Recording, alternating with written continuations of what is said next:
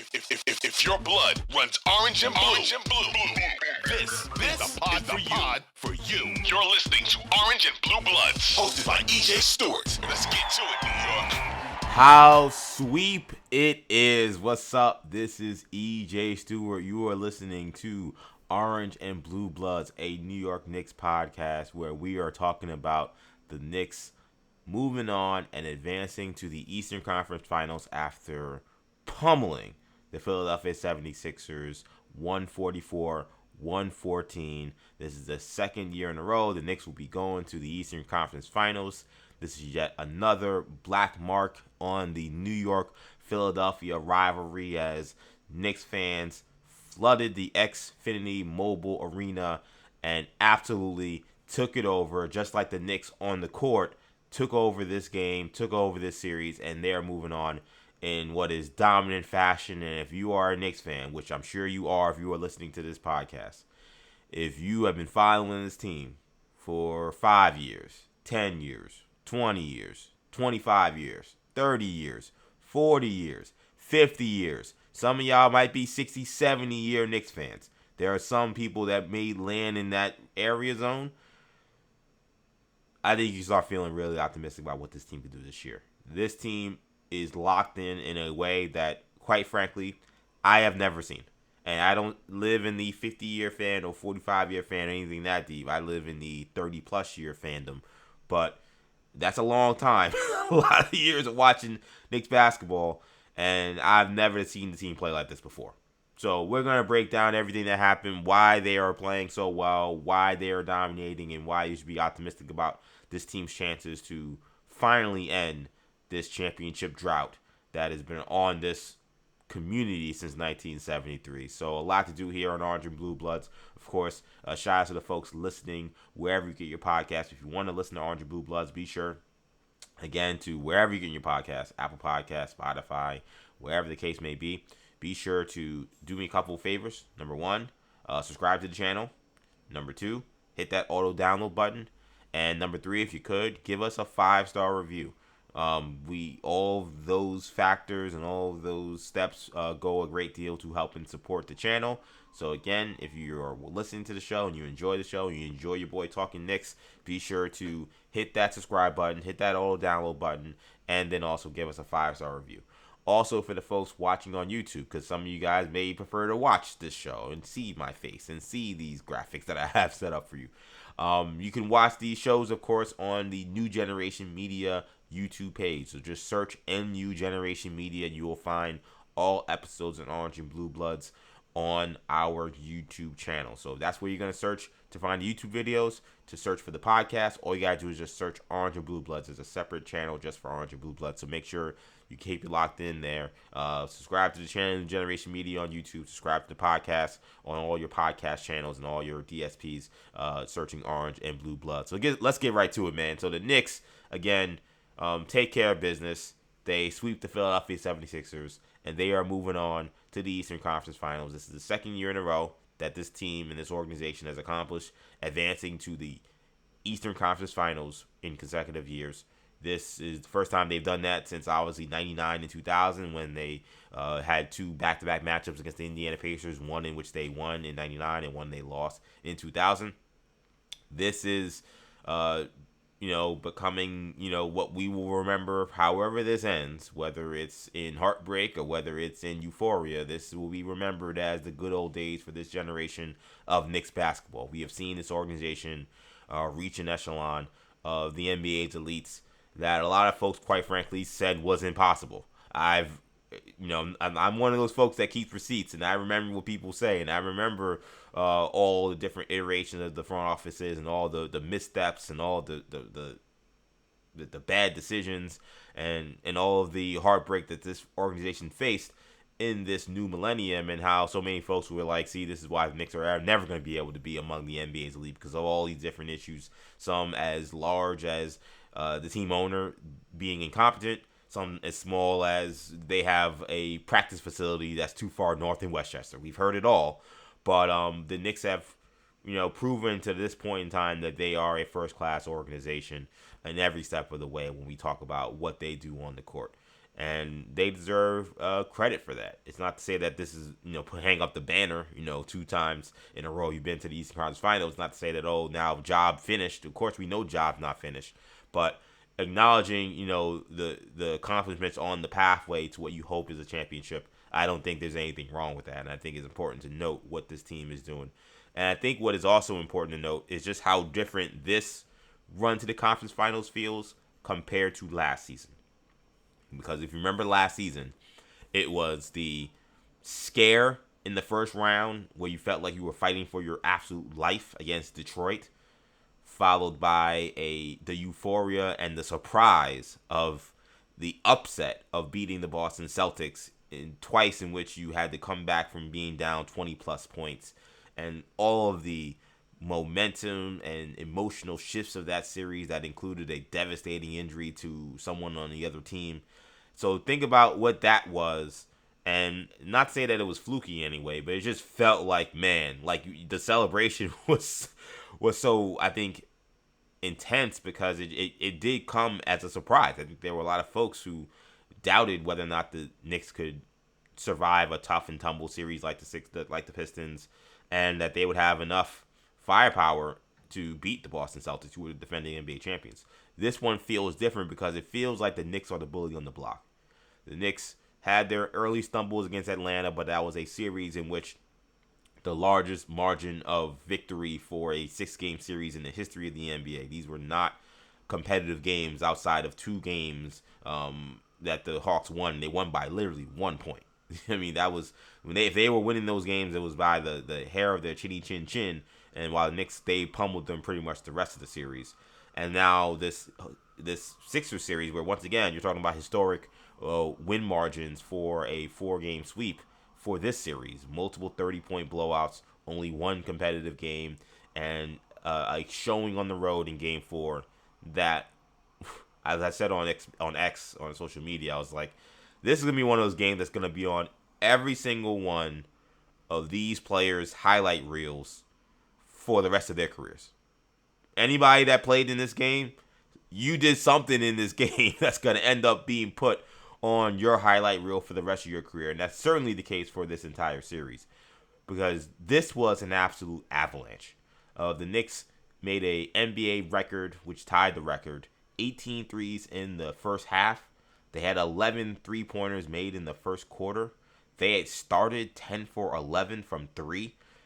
They were absolutely nailing everything. And of all the people that you would expect to maybe set the tone, similar to the last game in Game 3, where it was crazy that Landry Shamet really kind of set the tone of that game, here it was Deuce McBride, who was inserted in the starting lineup. We had a second game in a row. We had no OG Anunoby.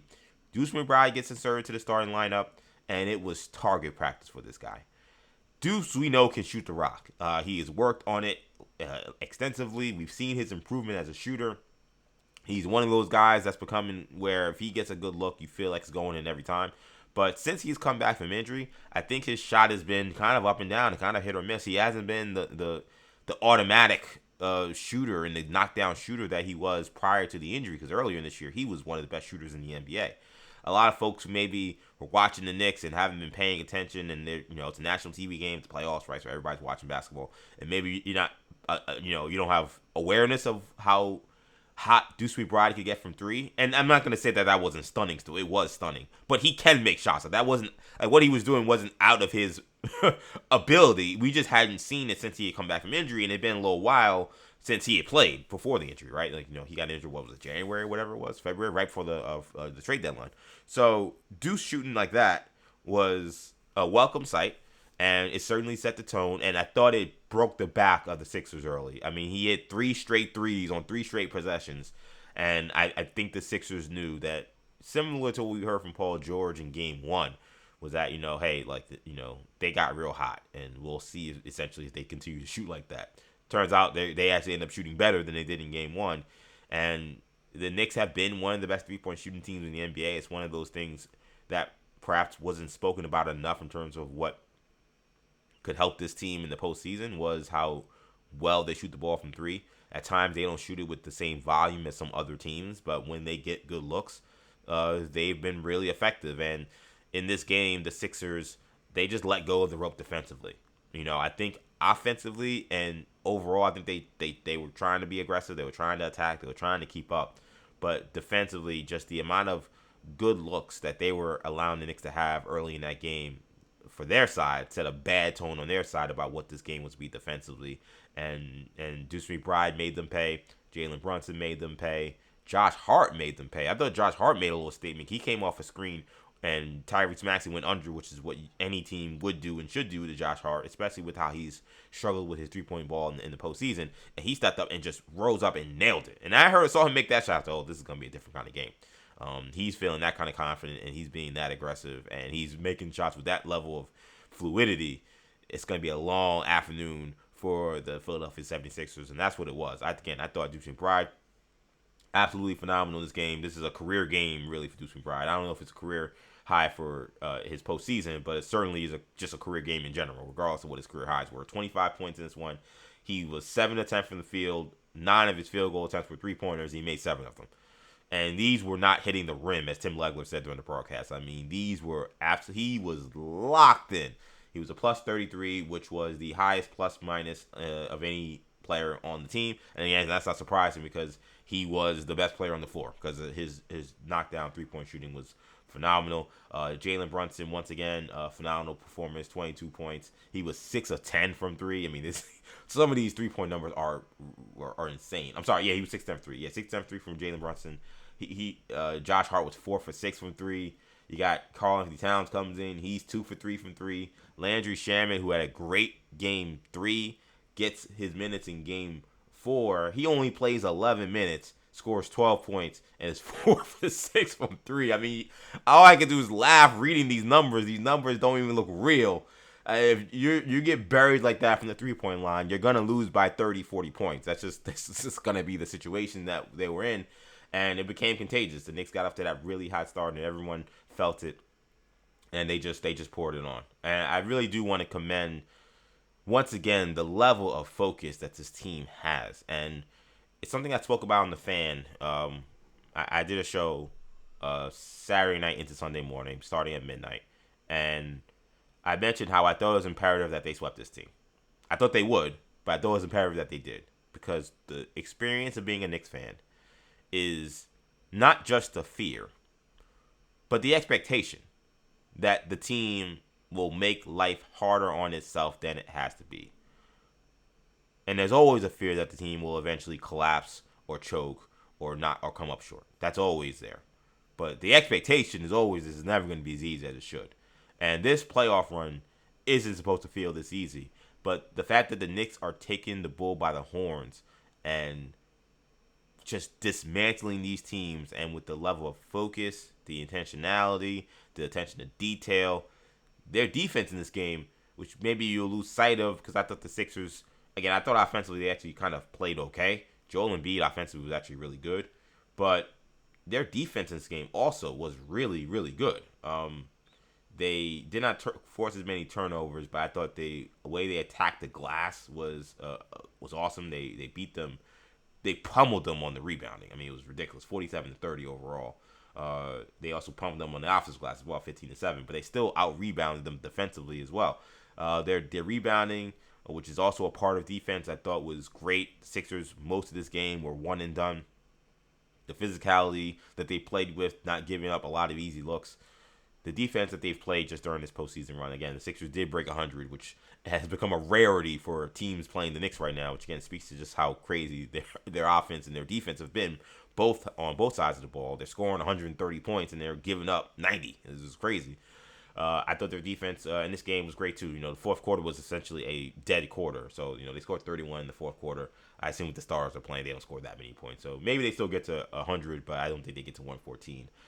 But to be honest, the Knicks only scored 22 in the fourth quarter. In a game where the starters played the fourth quarter, they probably scored 160. Again, this was a historic offensive performance, but I do also think that the team overall deserves props for how they're defending as a collective unit. Mikal Bridges, not enough words can be spoken about what he did in this series. He only had 12 points in this game, but he was great. He was 6 for 10. He was awesome. Again, he continues to be awesome. He had 3 steals. The defense in his activity remains at a high level. and he once again shut down Tyrese Maxey. Tyrese Maxey, 17 points, 6 for 16 from the field. He had only 2 turnovers, but he was a minus 35 in the game, which was the highest minus differential for anybody on the Sixers, with the tied with Paul George, who was also on a milk carton. He was only 3 for 7 this game, 1 for 4. The Sixers, I mean, we can talk about them. I mean, they're not that good. And I'll be honest, I overrated them. I thought that this would be a 6-game series, as the Knicks winning in 6, and I figured that Maxey would have much more success than he did. Paul George got worse with every single game. I knew Joel Embiid would miss a game, which is what happened, and he missed one. They lost, and that was ironically the most competitive game that they played. But it's just not a team that's very deep. It's not a team that has nearly enough shooting. And what happens, too, is when you're talking about, for example, is the VJ Escombs of the world, of rookie who has had an awesome season, an awesome regular season, and he had some great moments in Boston. But again, like I said in the last episode of Orange and Blue Bloods, there's levels to this. And the expectation that VJ Escombe, okay, you guarded Derek White, and you had a great series against those Boston guards, your Peyton Pritchards of the world, all those folks. Sure, that's great. What about when you're facing Jalen Brunson? Like, that's going to be the matchup going up against. What about when you're facing a Knicks team that has a lot more size in the backcourt than Boston does, with a Mikal Bridges playing at the 2? Like, it's a different game. And it was actually interesting watching VJ Edgecombe after the game. They asked him about, what did you learn in this postseason run, in this postseason series? Is that he's like, they were guarding me different than I've been guarded all year. So I have to go back in the lab and see what's going on. And that's what I always remind folks when it comes to playoff basketball, is the scouting and the coaching is at a high level. Teams know what these guys want to do. They know what their tendencies are. They know what they want to take away. This is not, you're giving the guy a scouting report on a flight, to a city after they just played a game the night before, and you're just running out there and going and playing. This is different. And the Knicks had problems with VJ Edgecombe throughout the entire regular season, and I thought he would cause more problems for them, and he just did not. He was a non-factor. And I also felt like the minutes that this team has endured, because they lack the depth that the Knicks had, I thought caught up to him as well. He was 0 for 6 from 3. Maxey was 1 for 7 from 3. Green was talking about the pinky injury that he's dealing with. Sure, you want to say injury, fine. I'm fine if you want to point to that. Certainly, any bandage or any damage on your shooting hand is not going to help.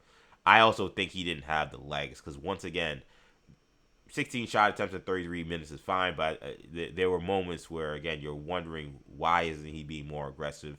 Some of that credit certainly goes to the Knicks team defense and Mikal Bridges' point of attack defense, but I think some of that also is, what it takes to play at maximum effort for consecutive games, not obviously day to day, but just for consecutive games through a playoff run that you're expecting to go. The Knicks are trying to go to the championship, right? So they're conditioning themselves to get to that level. When you're Maxey, he has no experience getting past the second round of the playoffs, right? There, so I don't, his conditioning we know is amazing because he plays 40 minutes a night. But there's a question that they're gonna have about, like, how many minutes he's playing, how he's attacking teams, and where he's allotting that maximum effort so that he can be a star when they need to be a star in this series. Because what's become clear to me also is that, again, the Knicks, you just can't take anything that happened in the regular season to evaluate what they're going to do in this postseason. That is what we've learned. And it's a very weird place to be, and it's something that I've said, when I was doing 40 days and counting, or I'm doing that now, but especially when I was doing 40 days and 40 nights, because I was doing the show amidst some of the worst basketball the Knicks played all year.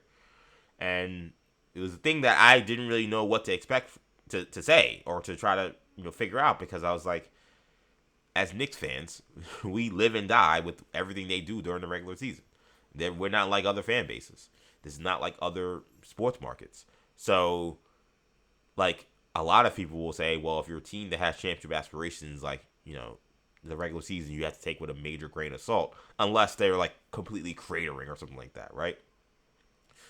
clearly with the Knicks that they were clearly operating. And I'm not gonna say that they clearly figured some things out offensively. They're a better offensive team than they were in the regular season. But in terms of effort, focus, attention to detail, you can't take what they were doing in the regular season and apply that to what you think is going to happen in the playoffs. That's why I'm still seeing some folks being like, it's very few now. A lot of people are eating a big bowl of crow with how the Knicks have played. But, just seeing inside the NBA crew, for example, like still being like, Cleveland and Detroit, like Detroit gave them problems and Cleveland has some guards that I'm like, if you are looking at anything that happened in the regular season to try to make a determination as to why the Knicks are going to lose, that's silly. You got to tell me why the team that you are seeing right now and what they are doing right now is going to lose than anybody in the Eastern Conference, because I don't see it. I'm sorry. I do not see it. This was, again, a Sixers team that I overrated, but certainly had high-end talent, and they got destroyed. I mean, they got smashed. This was not a competitive. Sometimes you have sweeps that are actually more competitive than maybe the 4-0 series win suggests. This is not one of them. This was a squash match of a playoff series that a lot of folks thought was going to go 7 games. That a lot of folks thought the Sixers were going to pull off another upset. And it was nothing close to that. So, I mean, the Knicks, man, they look like the beast of the Eastern Conference. And, again, you should be really excited if you're a Knicks fan. Let's hear from Mike Brown. I know I've been yakking a bunch in this show. I want you guys to hear from Mike Brown, who said that he was very impressed with this Knicks performance, which, coaches always try to do coach speak and not go too far. But I think it was hard to really try to say, hey, we got to do X, Y, and Z better when you win by 30 points in a closeout game. It's just a heck of a game by our guys. Their focus, their attention to detail, while bringing energy and effort, not just tonight, but throughout the course of the series, was at a pretty high level. Closeout games are the hardest games to play because of the level of desperation from the other team, especially when you're on the road and you factor in your opponent's home crowd. So, I mean, I give our guys a lot of credit. Yeah, it was a flawless victory. Shout out to Mortal Kombat. I mean, this was to go into someone else's home floor, dominate them, and play with that level of intensity and focus, and also execution. Because that's the thing about the playoffs is generally you have teams that quit. Some will argue the Sixers quit yesterday. I thought their spirit was taken away from them rather than they quit per se. Some teams will quit just because things are not going well. They know the writing's on the wall. But typically, you always get maximum effort, usually from both sides, and at least for a reasonable long part of the series. But what makes the great teams is combining maximum effort with execution. Can you play great defense and not foul?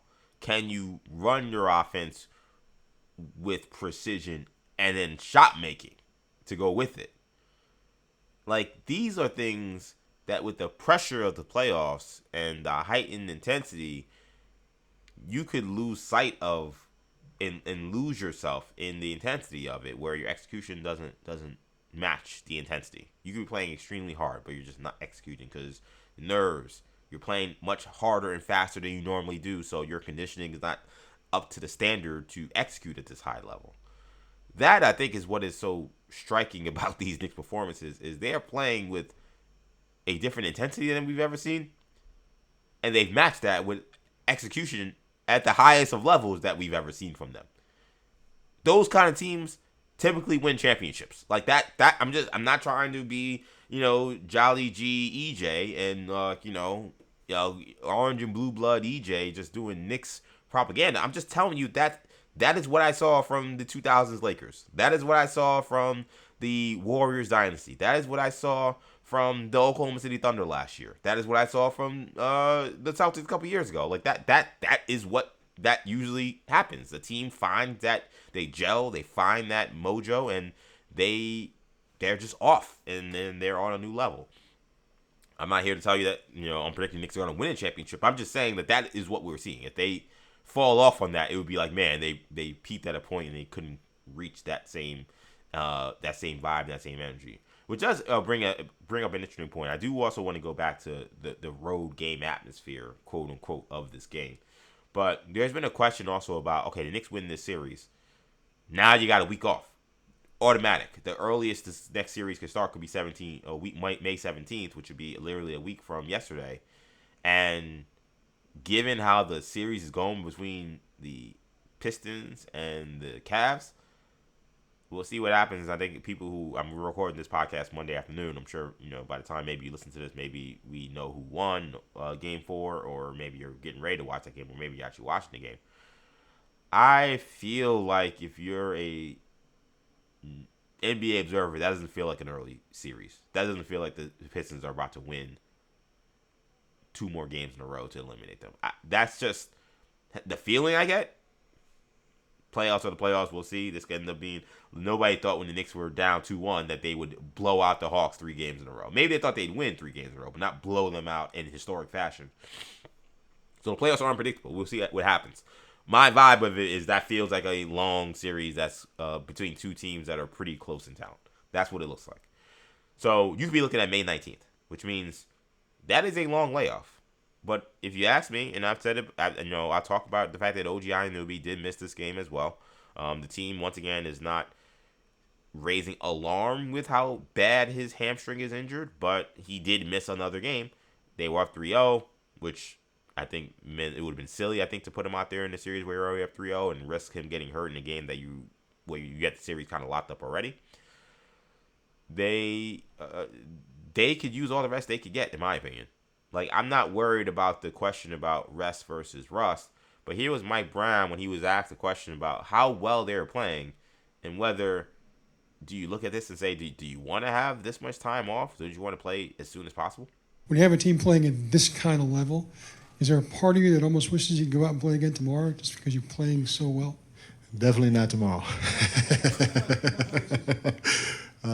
What is today? Maybe Wednesday. No, you like the rhythm that you're in, but like I just said, if we expect to be who we think we're capable of being, we'll find a way to stay consistent with what we're doing. I love that answer. Like, I feel the exact same way. Like, if the Knicks are going to win a championship, I can't worry about things about like oh, they got rusty. Like, if they are about that, if they have the championship medal, if they have what it takes to raise a banner in Madison Square Garden, then there is nothing that is gonna get in this team's way. That's just the reality of sports. Like, sometimes we get, and it's the nature of the business of sports content creation and sports production, media production. And sometimes the nature of just like sports conversation where you're thinking about all different factors that weigh into a team's ability to perform.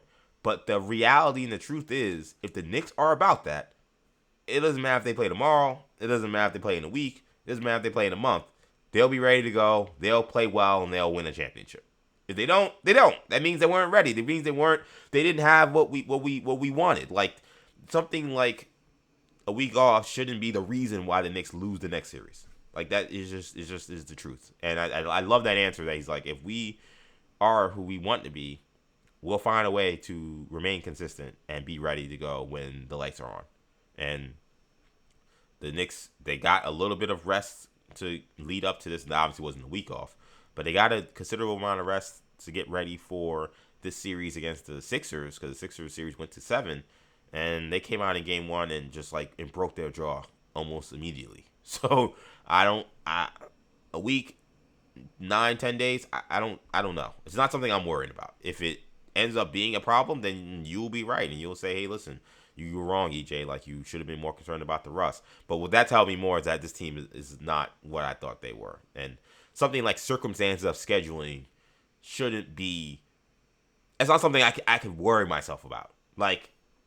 And especially when you have an important player who, I saw Deuce talking after the game, and he mentioned, he can't replace, OG Anunoby by himself. He said OG's a star. He's like, we lost one of our stars. And I think that is that's crystallizing in a major way for, I think, everyone in the Knicks orbit. That OG Anunoby is not just another piece. even just an important piece. He's a star player. He's a star player on the team. So he's like, I can't do it by myself by replacing a star, but I got to do whatever I can to play hard and play my best basketball. And as a team, we can collectively make up that work. I mean, the team is just, I mean, everything they're saying, everything they're doing, they're locked in a major way. But he is an important piece. And I think whether they're playing the Pistons or the Cavs, he's going to be vital to beating those teams. Like, Cade Cunningham is 6'8" playing point guard. Like, the Knicks don't have a backcourt guy that matches up great against him. Like, Mikal Bridges is playing awesome basketball and awesome defensively. This might be the matchup where you saw, maybe this is an OG matchup. Like, he did a great job on going to kill Alexander Walker. He just erased him. I mean, Nikhil Alexander Walker wasn't a factor in the series. And he erased Tyrese Maxey for a lot of the series. Those are smaller guards. Those guards don't present the physical way of playing the way Cade Cunningham does. So you're going to need a 6'7", 6'8" demon to guard a guy like that. And that's what OG Anunoby brings to the table. So you're going to need him to guard definitely Cade Cunningham. And you're probably going to need him to guard either Donovan Mitchell or James Harden. One of those guys. And actually, I'm salivating at the opportunity to watch OG Anunoby just like put James Harden in the hell. Because that's what I think the matchup will be. I think that Bridges will probably get Mitchell. And I think he's going to take away Harden. So, but either way, it's going to be important. And my thing is give me as much time with him off as possible. I don't want to be in a situation where if the Knicks lost game 4 and now it's like 3-1, it's okay, we don't want this series to get extended. OG's at 98% or 95%. He's not 100, but let's put him out there because we want to make sure we get rid of these guys. You don't want to even have those discussions. Like, let him get to as close to 100% as he can, which would mean giving you as much rest as possible and hoping that the Cavs series goes as long as possible. That is how I would approach this, and that's how I feel, and that's why I'm glad Mike Brown said that. And I also want to point out, too, the Knicks have also seen the fruits of getting a team who is hobbling in after surviving a tough 7-game series. Like the Sixers, it was gutsy for them to come back 3-1 and beat the Celtics. They deserve credit for that. But it was clear that they exhausted everything to beat the Boston Celtics. They would have, even if they would have swept the Celtics, they would have lost the series anyway. The Knicks are a better team. But the Knicks, being their fresher team, certainly took greater advantage of the fact that the Sixers came in hobbled and broken down, and they just, again, took them apart. So let that series go as long as possible. I'm the biggest Cavs fan for Games 4, and it doesn't matter who wins Game 5, but the loser of Game 5, I will be the biggest fan of them in Game 6. Let this thing go as long as possible. And I'm only one more point as well. And listen, it's the conference finals. The Knicks got there with Tom Thibodeau, and I don't like to, I say I don't like to do it, but I know I do it probably a lot, comparing the Tom Thibodeau, Mike Brown eras, especially because so much of the conversation was whether or not the Knicks made the right decision to get rid of Tom Thibodeau at a time where he had taken them to the Eastern Conference Finals. What I will say about it is, we won't really know until this whole thing gets adjudicated in this series. So it's the fact that they got just to this point says just okay. It wasn't a decision that like hurt them. Like they weren't worse off in that we now know. But I think about how fresh the team was and how aggressive they are playing and how spry they look. And I compare that to how they were hobbling through and just trying to just survive through that Pacers series. Now, the Pacers are a different kind of team in that they play 10 guys and they full court press you. And they're extremely well conditioned, but in part because none of their star players log huge minutes. Like, Rick Carlisle entrusts his bench, for better or for worse, to give them enough minutes so that those guys coming back in, Tyrese Halliburton, Pascal Siakam, those guys, they can come in and play a full court style of game. That is their style of play. And we saw playing against that team, given how the Knicks were playing, where it's a tight rotation and you're living only in the half court, is not a great matchup. In some ways, different matchups because this is a team that's not as deep, but like watching the Knicks in a series where clearly they were the much more fresher team and you look at the amount of minutes that those teams that these guys log. You're talking about, again, Cat, Brunson logs a decent amount of minutes, but we think about what the minutes that Mikal Bridges has logged this year, and so many other guys have logged this year. So many of these guys have not even been close to logging the kind of minutes they've logged in the past. And to me, I think about what the Sixers minutes are. When you're talking about the Sixers, you have the likes of Tyrese Maxey averaging 37, 38 minutes a night. In the playoffs, he's averaging, 40-plus minutes a night. VJ Edgecombe playing huge minutes. Paul George in the playoffs having to play huge minutes. Those guys looked gassed. They looked tired. And the Knicks guys looked fresh. They looked ready to go. They seemed like they could play for another 3 or 4 quarters that they wanted to. I think some of the changes that Mike Brown made to his rotations and the trust that he had in his bench and the way he was able to keep under control the amount of minutes that the other guys that have been playing, that the Harts, the OGs, the Cats, the Bridges, I think that is paying off in this postseason run.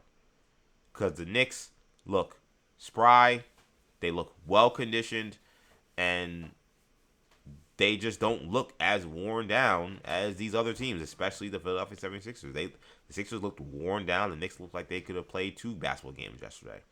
I really feel like how Mike Brown attacked this regular season is a big reason for why the Knicks are playing so well and why they are executing so well, why they are shooting the ball so well. Like, again, think about guys, when you're tired, you lose your legs.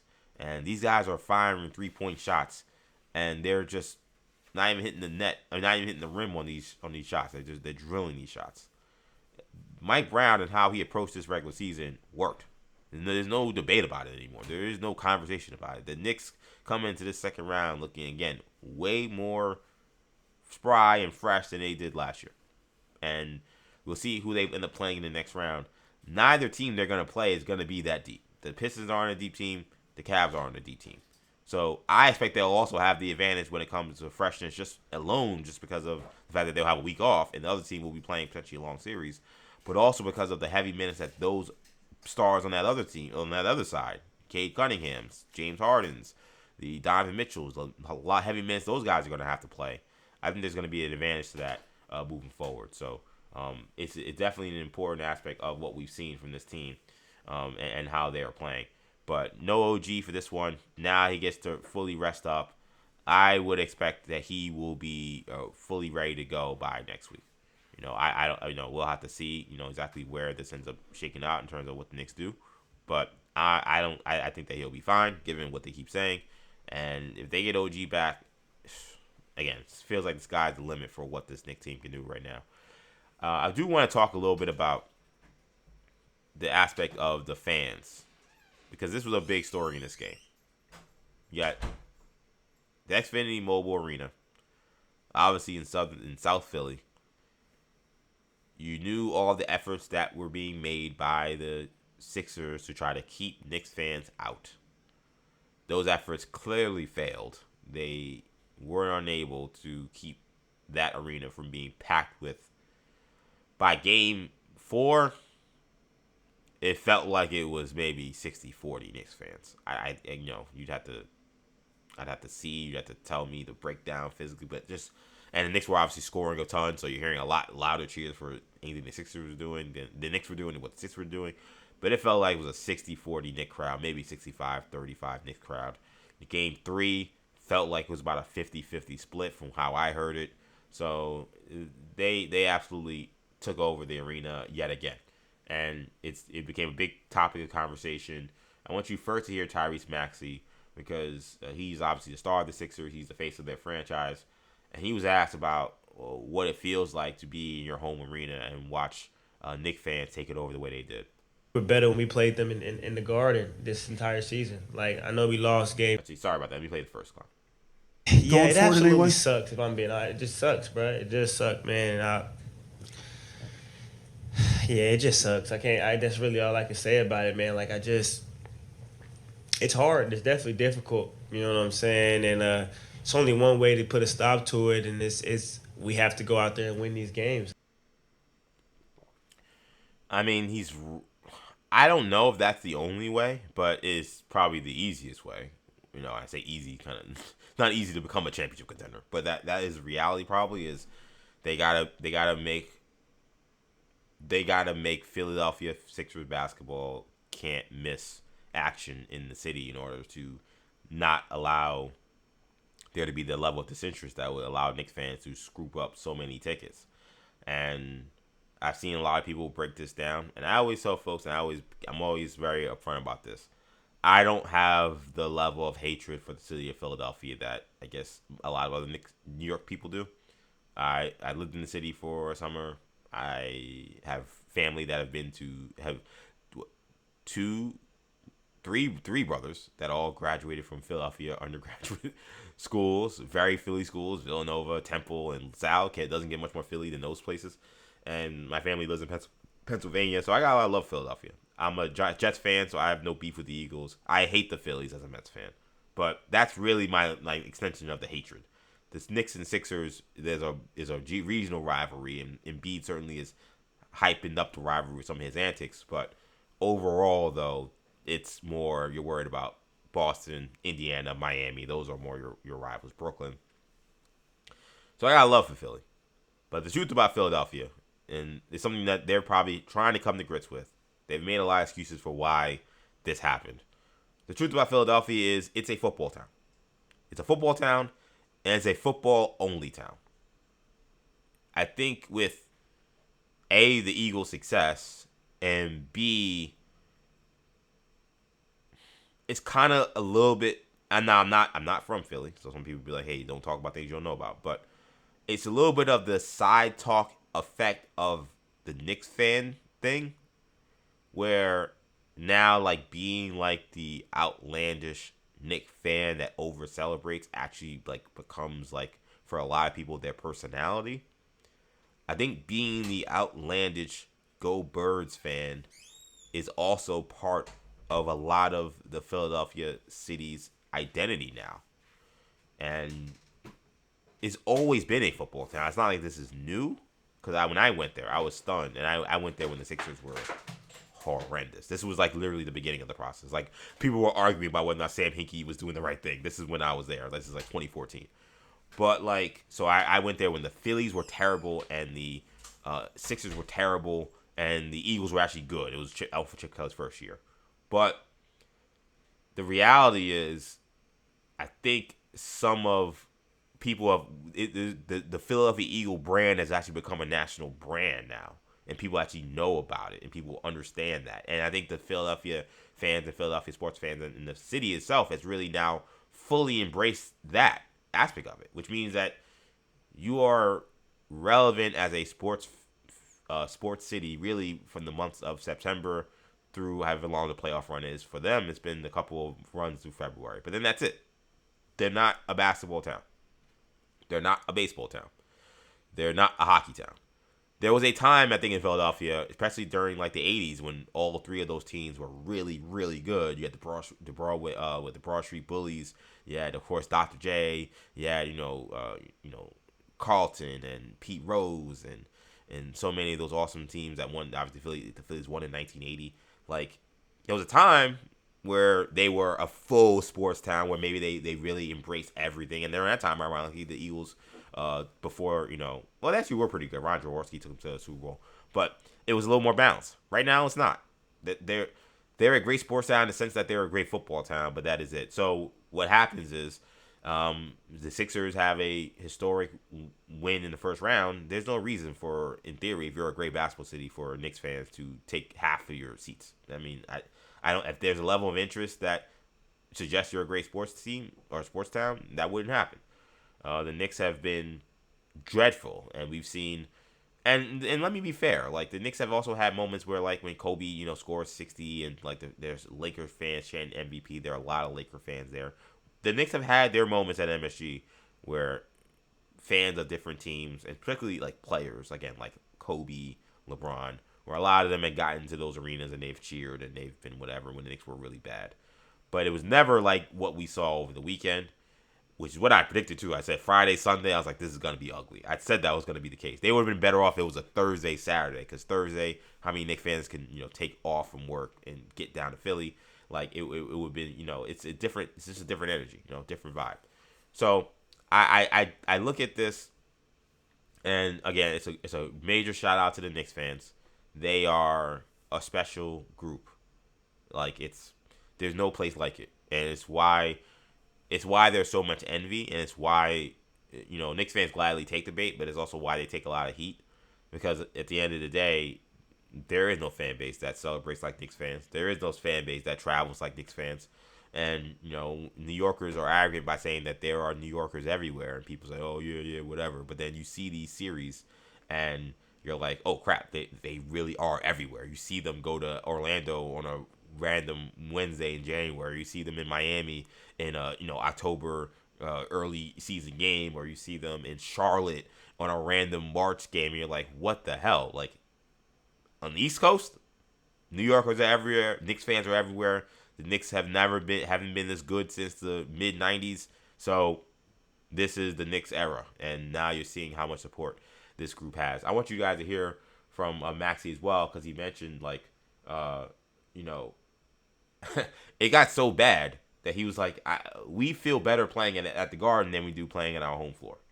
We're better when we played them in the Garden this entire season. Like, I know we lost game 2 and 1, but like game 2 was better. Regular season was better. Here we was, I was telling them it felt louder here for them than it did in the Garden. And it's like, but we got to put a stop to it as a team. Like, winning these games, that's what's gonna make our fans like louder than theirs or whatever. I don't know how to keep them out. I don't know the logistics of it, but it does suck. I can't even lie. It definitely does suck. I mean, he's now resigned to the fact that he's like, I don't think we can keep him out. We just have to play better so that our fans are louder. Which I'm like, you want to talk about putting pressure on yourself when you're playing at home? That now is pressure. Like, that's an advantage. Like, the Knicks, they're gonna have an advantage over the Sixers anytime these teams face off in the postseason because of this dynamic now. Like, this is here. This is a thing, and that is going to impact these games and these potential series that they play down the road. Jalen Brunson, he was asked kind of how he felt about it. Was he surprised to see the Knicks fans take over the arena? Here was his thoughts, and he wanted to make clear that he really appreciates the Knicks fans. I don't know. I don't think surprise is a word. I know that we travel well, and obviously being close to New York helps. It's a really cool feeling. It's something I said that I will always think is one of the coolest things in the world when you hear Knicks fans in opposing arenas, and it's a really cool feeling. I can't lie. Yeah, and then Josh Hart added more salt to the wound, being like, Philly, you might need to get a recheck on that great sports town title you try to hold. Everybody was begging for Philly to not sell the tickets and all that stuff. So, man, yeah, I used to think Philly was a sports town. I don't know if it is anymore. I mean, the reality is, again, it's a football town. That'll never happen in an Eagles game ever. You'll never see an Eagles postseason game, even if that's against the Giants, where that many Giant fans are getting in. It's never going to happen. And I'm sure Giants fans who have tried to make the Eagles haven't actually played the Giants in the playoffs in a little while. Well, I guess, ironically, last time Giants were in the playoffs, they played the Eagles. Yeah, there was no Giants takeover of Lincoln Financial Field unless you want to, I'm kind of being serious when I say this. Unless you want like potential bodily harm, that's not going to happen. That's how intense and crazy Philadelphia Eagle fans are. So the Knicks fans deserve a big round of applause. In fact, I'm going to give them a round of applause. I mean, to give the team that kind of support, I think it just puts the battery pack in their back. They know if they play well, the crowd becomes a factor in the game. And I think it's why, we saw them start this game off so well, because for most road teams, it's like you want to take the crowd out of the game. For this Knicks team, it's we got to play well so we can get the crowd into the game, because most of the crowd is us. They're with us. Like that is a dynamic that no other team enjoys. No other team in the NBA playoffs will enjoy that feeling and that thing. There's not going to be a Thunder contingent in Crypto.com Arena later today when the Thunder play against the Lakers to try to sweep. That's not a thing. So it's an advantage, and the Knicks fans, man, deserve a ton of credit for doing what they did. But going back to this game in terms of just overall the performances, I mentioned, McBride. I mentioned Shamit. I also got to give another shout out to Karl-Anthony Towns, who the foul trouble is like I said, the last game, like I said on the fan over the weekend, is just one of those things where he just the series got to be over, and hopefully the next series he's not dealing with a series where there's a lot of guys that would draw fouls on him. And I think there's a good chance that he'll be better off next series. But 10 assists again. Now when you pass the ball and everybody's making their shots, it makes obviously getting assists easy. But 10 assists in 20 minutes. This is absurd. He's averaging over 6 assists during this postseason run. I saw someone say that he's like quintupled his number of assists in terms of his postseason stats. This is a guy who averages like 1 assist per game in the postseason. He's averaging 6 this year. Like, the Knicks have transformed their offense, and he is proven to be excellent at quarterbacking this team and getting guys good looks. And when we think about the next matchup, I will be very fascinated to see how those teams try to defend him. The Sixers eventually tried. They did what I said they should do. They eventually tried to go to Paul George. That did not really work. And I think one of the issues when you take your Paul Georges or your Dyson Danielses and take them off of playing these guys on the perimeter and putting them on Cat is now, while you may have a guy who can be a little bit more disruptive on Cat's dribble and Cat's ability to maybe find those passes, you got a guy who could be disruptive with his hands. You're also taking away one of your better off-ball defenders, because like Paul George is very good getting around screens and defending cuts, and like now you're asking Joel Embiid to be one of those guys, and that also creates problems because he can't move. If you're the Hawks, you're asking Onyeka Okongwu now to be guarding OG Anunoby or Mikal Bridges on screens, and he's not used to having to guard those actions, and it's a tough thing. Like that's why I'm, as a Knicks fan, should be excited. I'm like, I don't really know what the answer is to stopping them. Now the Thunder, now I know maybe I'm getting ahead of myself talking about NBA Finals matchups. The Thunder just have athletes everywhere, defenders everywhere. They may be the kind of team where they could just put Chet or Ihart on Cat and just let their athletes just run and be physical and take the Knicks out of their actions as much as they can. That's a reality that the Thunder may be able to do. But for now, where the Knicks stand for this next series, I think that when I think about the next series for the Knicks, I think that they are set up pretty well, almost regardless of who they play. Because I feel like if they play the Detroit Pistons, the Pistons have much better defenders. But with the way the Knicks are playing team defense, and the way, maybe this game wasn't the case, but the way they've been causing turnovers, I just think that the Pistons are going to have a tough time scoring offensively, which means they're going to have to make it a rock fight against the Knicks. I'm not convinced that the Pistons' defense, as good as it was in the regular season, will be as effective in the postseason. I think taking Brunson off the ball and allowing Cat to do a lot of the orchestrating takes a lot of pressure off of him and kind of negates a little bit of Ausar Thompson's defensive effectiveness. So I don't think that they're a good matchup because of their offense, and I think the Knicks have some offensive answers for what they've been doing to them that has been difficult to combat these last 2 years. And the Cavs, I just don't think they can defend well enough. Like I think that Harden and Mitchell and Strus and somebody, I think that they're going to be in for a long series trying to guard Brunson and Mikal Bridges and Ocean. I think they're in for a long series, man. I really do. This could be, cut up and taken and put on, every Cavs fan and Pistons fans thing, and they say, look at this idiot saying that, doubting what we could do. But I think that those teams are in trouble. I think that if you can't look ahead right now. They're both in really tough series. But you're the Cavs, or you're a Pistons fan. You're seeing what the Knicks are doing. I think you're saying deep down, we're in trouble. Like we're gonna have to put together a great game plan, and we're also gonna have to hope that the Knicks cool off a little bit so that we could have a shot to beat this team. Because with the way they're playing, the way they're executing, they don't stand a chance with how the Knicks are playing. Not many teams do. It's not even a diss to them. It's not many teams do with how. I mean, the Pistons are gonna have Duncan Robinson. Who the hell is he guarding? Like, I don't know. I mean, again, you could be excited if you're a Knicks fan. It's gonna be tough. Sam Merrill, who is he guarding on the Knicks? Like, it's gonna be interesting. I'll be very curious to see how those teams combat what the Knicks are doing right now. And finally, before we get out of here, this day everything came up Knicks, which is, again, it speaks to, like, it feels like something special is happening, but of course you don't want to get ahead of yourself. But prior to the Knicks game was the NBA draft lottery. And the great thing about this era of Knicks basketball is you really haven't had to be concerned about the NBA draft lottery because you've been in the playoffs every year. And there isn't this search for the savior that's going to come through the draft.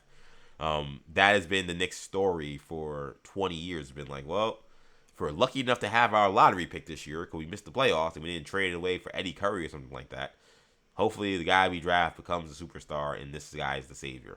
And the Knicks haven't had to worry about that. But it was interesting to watch because there were some Knicks rivals that were involved in this draft lottery, and especially one in particular that it was going to have huge ramifications for whatever happens for the Knicks next season. To watch that draft lottery and see the Brooklyn Nets, who were hoping to be as high as at least 3, fall to 6. A team that lost 60 games landed the number 6 pick in the draft.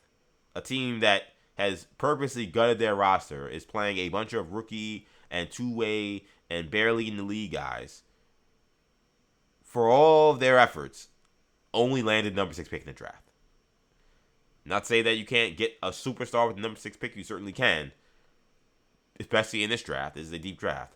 But oh, was that sweet to see.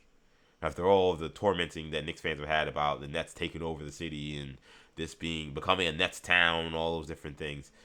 Man, rough beat for Nets fans to fall number 6. But let's not punch down. They are not on the Knicks level. They're trying to rebuild their team. Let's leave the Nets where they are, but that was wild to see. The Indiana Pacers. And I said this on 40 Days and 40 Nights, because we did an NBA trade deadline show. They made that trade for Ivica Zubac during at midseason, knowing obviously the season was over. This was going to be a trade for next year. Ivica Zubac is a very good starting NBA center. If I had to rank him, he's probably somewhere between 7 and 10, which is very good. Maybe not elite, but very good. They put in that trade along with a future first and along with Benedict Mathurin, who was that first round pick from a couple years ago. They put in this year's pick. They tried to protect it in this weird way where it was 1 through 4 protected and 10 through 14 protected. And with the way the season went out, they tried to lose as much as possible to give themselves the best opportunity to land a top 4 pick. And of course, pick lands at 5. Which meant that their first round pick, after all of the efforts, they got fined, remember, for tanking. All of their efforts to tank, to give themselves the best opportunity to get a high draft pick to combine with the already NBA Finals proven nucleus, landed them only Ivica Zubac. That is it. They made that trade. They took a gamble, thinking that they will probably land in the top 4. So, we'll have Zubac, but then we'll also have Cam Boozer. We'll also have, Caleb Wilson. We'll have, AJ DeBonta. We have one of these superstar guys, and now we have a potential superstar young player to pair with Tyrese Halliburton for the rest of eternity. And they concocted this plan and then shot themselves in the foot by making the trade for a very good center, but in no means a guy that any team in the NBA would trade for a top 5 pick. Are you kidding me? Like nobody would, not in this draft. Nobody's making that trade. That is a brutal result for the Indiana Pacers. So much so that their team president, Kevin Pritchard, who I think is one of the best in the business, made an apology on social media. He was like, I'm sorry for Pacer fans. We didn't expect it to go this way. Like, you know, we're going to try to do the best way we can to make this right. You had your fans suffer through one of the worst years in Pacer basketball history, and you don't even get a top pick for it. You know, all you have to show for it is Ivica Zubac. That's a disaster class. That's terrible. And we'll have to see how Ivica Zubac does with the Pacers. He's a very good player, and I think that, you know, when the Knicks Pacers will be back, and Halliburton, if he comes back healthy and good, then, you know, they're going to be a threat in the East. So the Knicks will cross that bridge when they get there in terms of what the Pacers will be in this new look after, you know, getting Zubac in 1 year after Halliburton's injury. But, I mean, you want to talk about dodging a bullet. Like, the fact that the Knicks don't have to worry about AJ Demanta being on the Pacers or Cam Boozer, like, that's not a thing. Like, they botched that by trading for Ivica Zubac and putting the protection in that only protected the top 4. And for the Clippers, you want to talk about an amazing trade. I mean, you got to do that trade 100 out of 100 times. Zubac is a guy they like. He's a good player. But they're like, I get Cam Boozer. We'll see him in the 5. You know, probably not getting Cam Boozer. But even, like, I'm getting a Darius Acuff. Or I'm getting Caleb Wilson. Like some of the players that can be available. Or I can package this number 5 pick and maybe try to find my other star. I would do that if I was them. But these are the things that they can talk about. Like, the Clippers have been given an olive branch and a lifeline for a franchise that looked dead in the water because of their age and because of where Kawhi is. Like, this is something. This is something they did not expect. This is a team that has given almost all of their first-round picks to the Oklahoma City Thunder for eternity for the Paul George trade. And here, in a year where they missed the playoffs and they don't have their own lottery pick that went to the Thunder, they still got the number 5 pick in the draft. And they had to give up a starting center, but they had to give up a guy who is not an all-star or an elite player to do it. Great day for the New York Knicks. Have the Nets fall to 6. Pacers lose their pick, which was the number 5 pick in the draft. And then they pound the Philadelphia 76ers, and they beat them by 30 points to advance to their second consecutive Eastern Conference appearance. Eastern Conference Finals appearance. Everything came up Knicks in a glorious Mother's Day. That's going to do it, man. I want to thank you guys so much for checking out this edition of Orange and Blue Bloods. Again, you can catch all these episodes of Orange and Blue Bloods wherever you get your podcasts. Just search Orange and Blue Bloods, Apple Podcasts, Spotify, SoundCloud, Stitcher, TuneIn, wherever you get them. Also, be sure when you're there, subscribe to the channel. Make sure you give me a 5-star review and hit the auto download button. If you want to watch these episodes, of course, again, you can watch on YouTube. Just search New Generation Media on YouTube, and you'll get all episodes of Orange and Blue Bloods. So that'll do it for now. The Knicks got a week off, but I'll do another podcast later this week. Maybe by then we'll have an opponent. Maybe by then we'll talk to whatever. Maybe we'll get a guest in. We'll see. We'll do something, though. So this won't be the last year for me for this week, but enjoy this week off for Knicks fans in terms of games, and I'll see you in a bit. Later.